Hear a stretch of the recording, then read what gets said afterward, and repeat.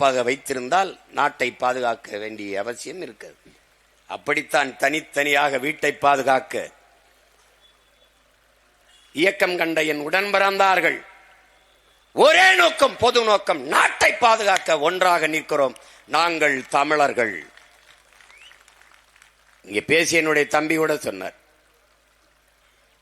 இந்த நாட்டை விட்டு இந்த நிலத்தை விட்டு நீ எங்கு சென்றாலும் நான் தேவர், நான் நாடார், நான் கோணார், நான் செட்டியார், நான் பிள்ளை, நான் முதலியார், நான் முத்தரையர், நான் வன்னியர், நான் கவுண்டர் என்று அறிமுகப்படுத்த முடியாது.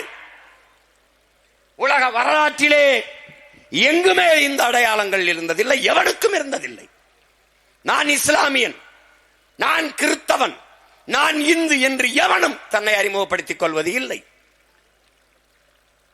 இல்லை, நீ கேரளாவுக்கு செல், ஆந்திராவுக்கு செல், இந்திய நிலப்பரப்பில் எங்கு வேண்டுமானாலும் செல், இல்லை இந்த துணைக்கண்டம் கடந்து வேற எந்த நிலத்திற்கும் செல், நீ யார்? எங்கு சென்றாலும் நீ தமிழன். இதனால் தான் நம்முடைய தாத்தன் புரட்சி பாவலன் எங்கு பிறப்பினும் தமிழன் தமிழனே, இங்கு பிறப்பினும் அயலான் அயலானேங்கிறார்.